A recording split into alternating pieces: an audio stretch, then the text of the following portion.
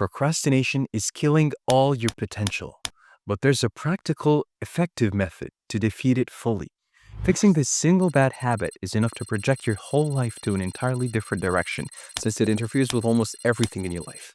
With this science-based protocol, you can flip the habit of procrastination into a habit of initiation and rewire your brain to internalize the pattern of doing what you need to instead of delaying it and resorting to quick pleasure. I'm Doji, and I help professionals create advanced productivity systems to beat procrastination and work efficiently to achieve their goals.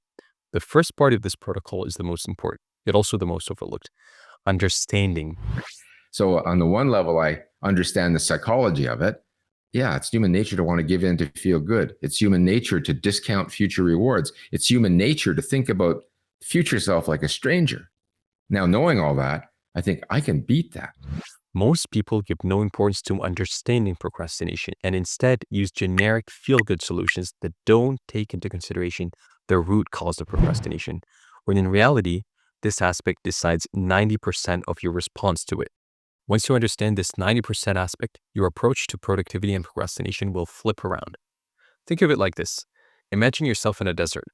You have nowhere to hide or inhabit, and suddenly you see a snake, a massive, threatening anaconda that's coming rapidly to bite you. You'll be scared to the bone. You might probably wet yourself. You might be so scared that you freeze, trip over, or do anything really except actually deal with the snake or kill it. The emotions of fear and anxiety and pressure prevent you from facing what's in front of you, and that's exactly how procrastination works. Procrastination is not due to laziness, lack of willpower, or bad time management. Procrastination is a self-defense mechanism in which your work is perceived by your brain as a threat because it triggers subconscious negative emotions like fear of failure and anxiety, feeling like the work isn't connected to you or doesn't hold personal meaning, or perceiving the task as boring or difficult before starting, and so on and so forth. To recognize that procrastination is not a time management problem, it's an emotion management problem. And the emotional management problem in particular is the misregulation of emotion. These feelings are what creates this dreadful resistance sensation that causes you to delay the important things you need to work on and go doom scroll or binge Netflix instead. This isn't just my word, this is what all the leading experts on the subject say. Timothy Peichel, a renowned procrastination researcher, says procrastination is not about poor time management or laziness. Procrastination is about managing emotions, avoiding negative feelings associated with the task. And Kelly McGonigal says, when we understand procrastination as a response to emotional discomfort, we can learn to face those feelings rather than avoid them. And that takes us to the next point, which is much more important practically. How do we actually face those feelings rather than avoid them? You're told to set timers, create lists, schedule, and do useless stuff that doesn't produce results at the end of the day, because all of this is random advice that doesn't address the root psychological cause, as we said. We have to address it right, because that is what will allow us to go from procrastinators to achievers. And we'll do so using a form of cognitive behavioral therapy, which enables one to modulate and control emotions rationally using thoughts. I know it sounds super complicated, but I'll simplify everything now. This practice is most suitable for a problem like the emotionality of procrastination. In fact, it's the same protocol used by psychiatrists to non-medically treat mental disorders like depression. It's the same protocol used by the Roman Emperor Marcus Aurelius, not to simply beat procrastination, but to deal with any emotional burden of any distress, like wars even. It is powerful, I tell you, and I'll be linking all relevant research about it down in the description. Also, I made a full comprehensive blueprint that contains all the practical steps and insight in this video in the form of an actionable plan for beating procrastination. Its link is in the description as well. Now, onto the framework. The first step is cognitive labeling. So I think this is an important technique to bring to those moments when that resistance starts. First of all, to recognize it. Yeah, I'm resisting. Like I intended to go to my desk, but this is quite real. A lot of us can feel that. Our bodies start to move away from the desk, like we're heading to the fridge now. I have to recognize that and recognize the emotions that are there. Can you label them? I'm feeling anxious. I'm afraid this is not gonna work out. Whenever you feel that resistance sensation associated with procrastination kicking in, label it. Actively say out, this is the mental resistance of procrastination. But as soon as we start to name things, oftentimes they go poof, they go away. This forces awareness of that threat and eases the next step, which is cognitive reframing. You see, remember that snake in a desert analogy? Well, the snake isn't real. It never was. It was fake all along. You were actually in your living room, wearing a VR headset, playing a snake fighting simulator. The snake is virtual. Your brain thinks it's real, but it's not.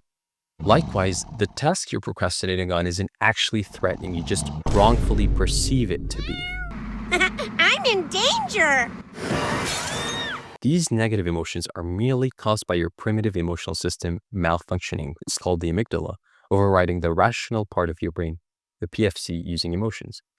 Now, if procrastinators are getting this amygdala hijack, that the limbic system is taking over, that's why they're acting like a 6-year-old. We have all these crazy thoughts and feelings, and we take them so seriously when we say things to ourselves like, I don't want to, I don't feel like it, I need to be in the mood, I need to be motivated. Well, that's just such a myth. In that light, you have to put these negative emotions you just labeled in that box. Primitive, impulsive emotions that are virtual. Frame them that way. Once you do that, you then practice cognitive distancing, in which you rationally distance your true self from these fake emotions. Because you know you don't want to act on them and just go doom scroll or something. Your true self wants to distance itself from these emotions because they don't represent its will. I can have that emotion, not be that emotion. Then, once you've distanced yourself, initiate, do the thing. It should be much easier now after these cognitive practices. But what if all of that still doesn't make it easy enough? Then make it easy yourself, downscale that snake. Do what you can, even for 5 minutes. Very often, you'll find it easy to continue once you've overcome that initial emotional barrier. Early in the game, when I was doing research, I found that once people got started, they didn't have a problem with procrastination. But wait a minute, am I really going to do all of that every time I'd find myself procrastinating? That would take ages. Well, here's where it gets really interesting, and the trajectory of your progress takes a massive turn for the better. But before diving into that, if you're finding this video valuable, a like would be really appreciated. It helps out so much. Okay, so procrastination is a habit, just like any other habit. Although you might need some effort to replace that habit with a positive pattern of getting into work, once you do make that transition, your brain, being a prediction engine, will no longer create these false emotions that underlie procrastination. Your brain does not react to the world. Using past experience, your brain predicts and constructs your experience of the world.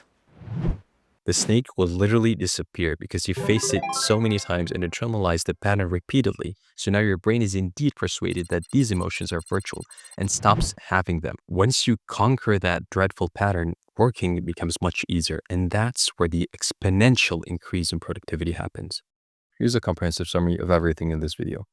Now, here's what I didn't tell you at the beginning. Most people undermine their productivity even when they beat procrastination. Why?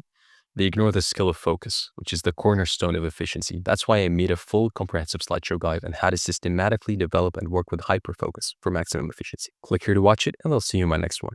Arrivederci.